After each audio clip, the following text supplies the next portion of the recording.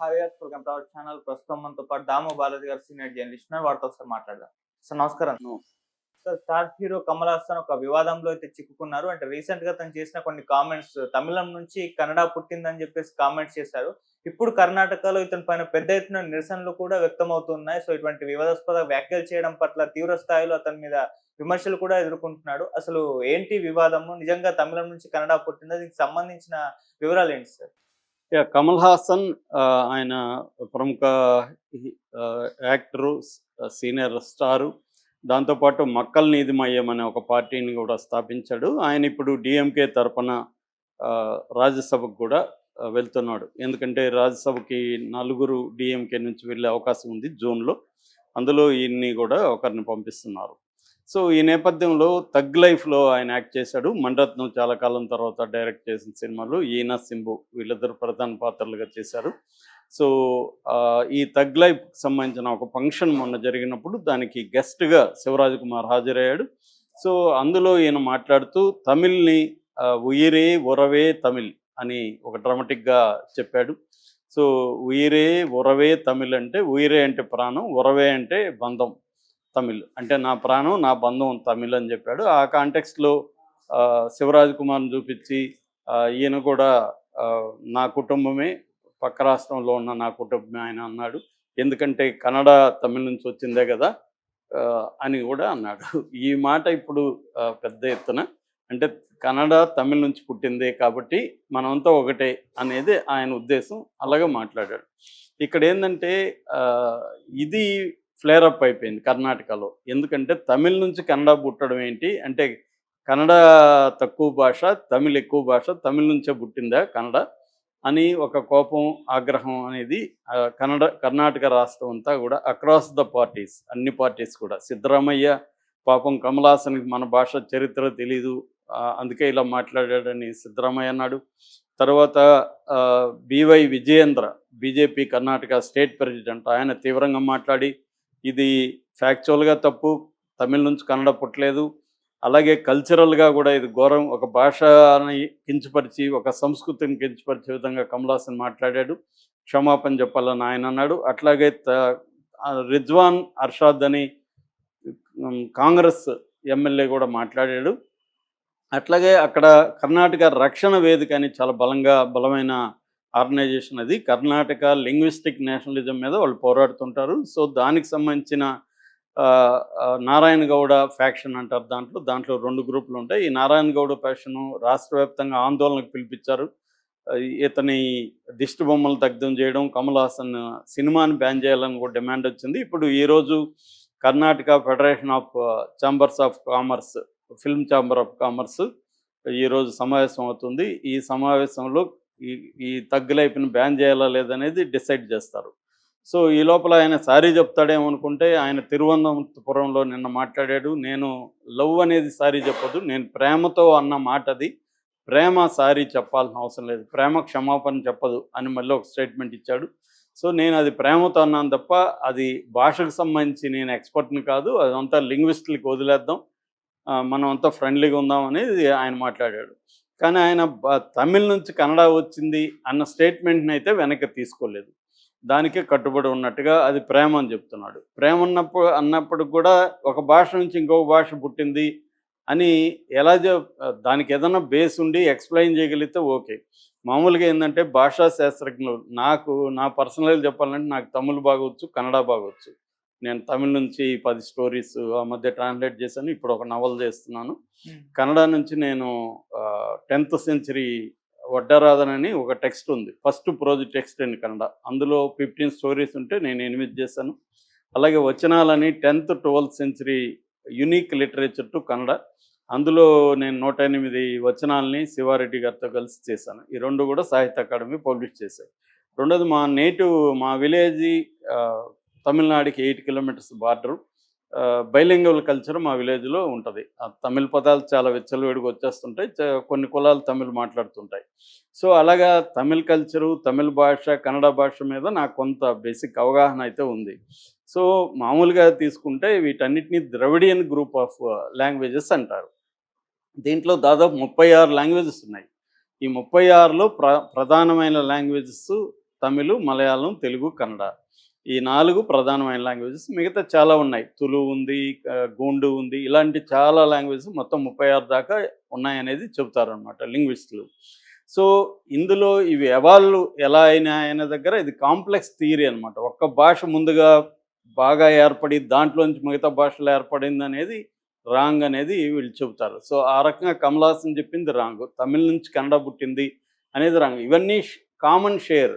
మనం కన్నడ, నాకు చాలాసార్లు కన్నడ మాట్లాడుతున్నప్పుడు తమిళ పదాలు గుర్తొస్తుంటాయి. ఎందుకంటే తమిళ పదాలు కన్నడలో మిక్స్ అయిపోయింటాయి, తెలుగు పదాలు వచ్చుంటాయి. లిపికి తీసుకుంటే కదంబ లిపి అంటారు కన్నడది ఒకప్పుడు. దాన్ని హలెగన్నడ అని కూడా అంటుంటారు అన్నమాట. యాక్చువల్గా కన్నడ ముందుగా తమిళ్ చెప్పి మళ్ళీ కన్నడ చెప్తాను. కన్నడ తమిళ విషయానికి వస్తే వీటన్నిటిలో కూడా ఫస్ట్ లిటరేచర్ వచ్చింది ఈ 4 భాషల్లో తమిళ్లో అని చెప్పచ్చు. ఎందుకంటే వాళ్ళకి బీసీఈ అంటారు. బీసీఈ అంటే బిఫోర్ కామన్ ఎరా.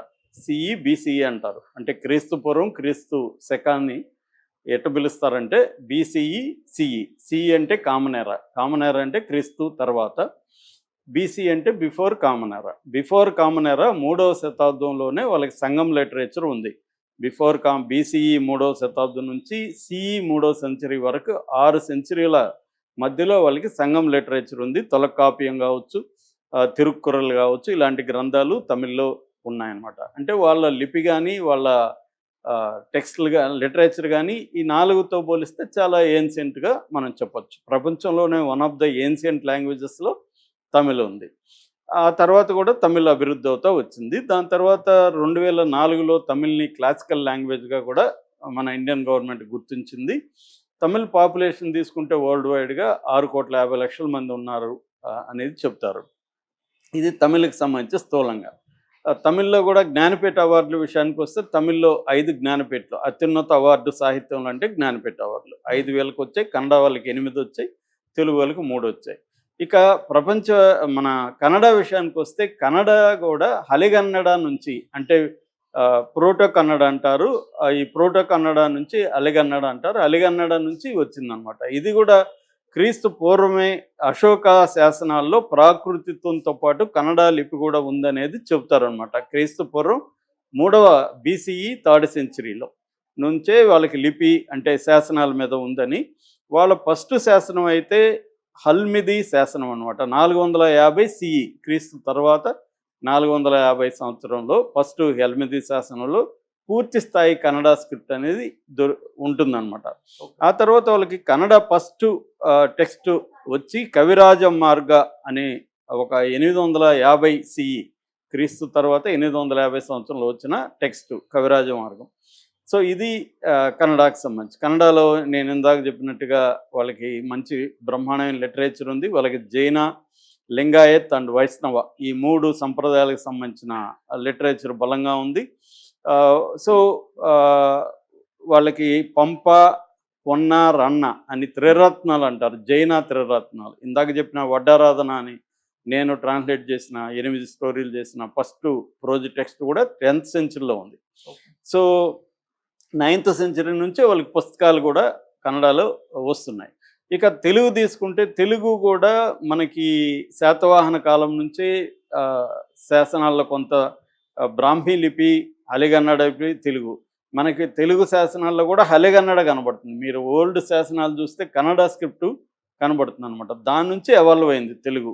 సో తెలుగు బ్రాహ్మీ నుంచి ఓల్డ్ కన్నడ నుంచి ఎవాల్వ్ అవుతూ వచ్చింది. మనకి ఇప్పటివరకు దొరుకుతున్న శాసనం ఘంటసాల శాసనం 2nd సెంచరీ సిఈ, క్రీస్తు తర్వాత 2nd సెంచరీ. మనకు వచ్చిన ఫస్ట్ తెలుగులో వచ్చిన పుస్తకం మహాభారత అనువాదం నన్నయ్య చేసిన 11th సెంచరీ. సో అక్కడి నుంచి తెలుగు కూడా ఎవాల్వ్ అవుతూ వచ్చింది. సో ఇంకా మలయాళం జోలికి నేను వెళ్ళట్లేదు, ఈ 3 భాషల గురించి చెప్తున్నాను. సో ఇలాగా ఈ ద్రవిడియన్, ప్రోటో ద్రవిడియన్ లాంగ్వేజ్ నుంచి మిగతా భాషలన్నీ ఎవాల్వ్ అవుతూ వచ్చాయన్నమాట. అందుకే లిపుల దగ్గరకు వచ్చేసరికి తెలుగు లిపికి కన్నడ లిపికి దగ్గరగా ఉంటుంది. తమిళ్ లిపికి కొద్దిగా, మలయాళం లిపి తమిళ్ లిపి దగ్గరగా ఉండదు కానీ కొంతవరకు ఉంటుంది.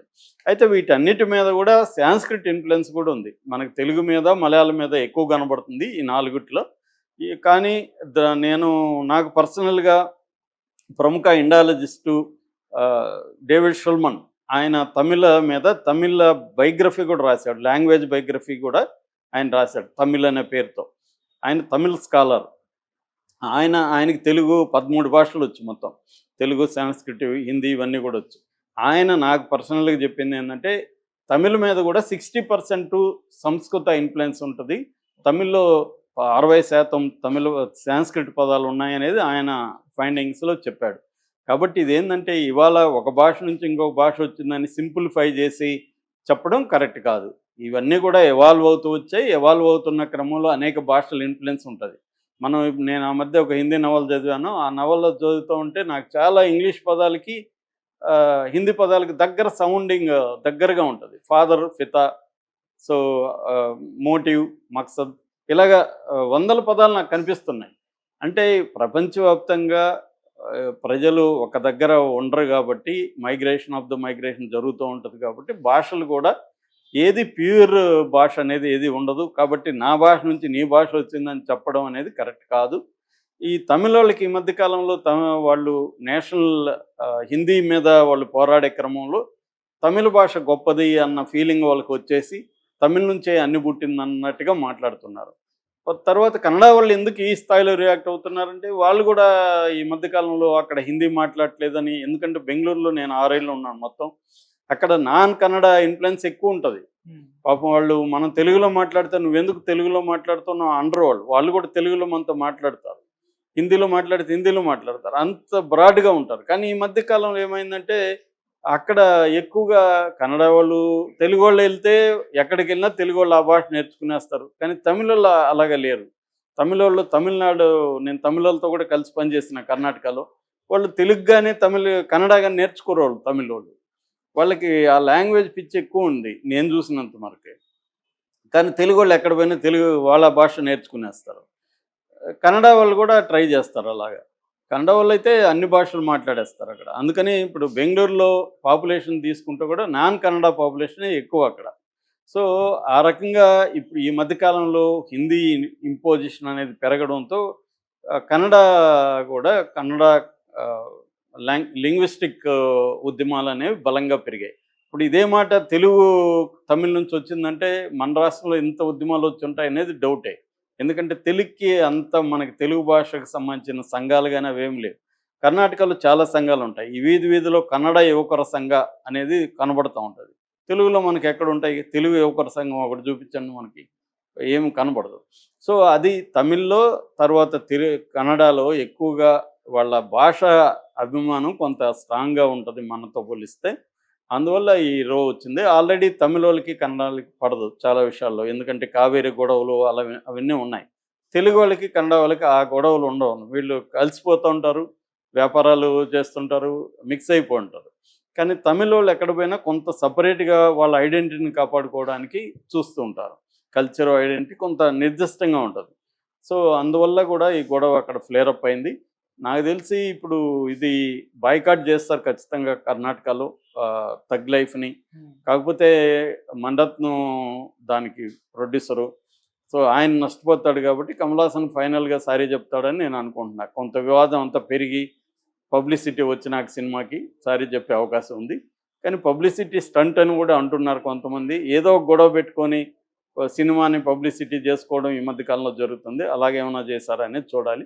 నిజానికి శివరాజ్ కుమార్ కమల్ హాసన్కి చాలా బిగ్ ఫ్యాను. ఆయన ఎంత ఫ్యాన్ అంటే ఒకసారి నేను కమల్ హాసన్ హగ్ చేసుకున్నాక 3 రోజులు స్నానం చేయలేదని చెప్పిన వ్యక్తి అనమాట ఆయన.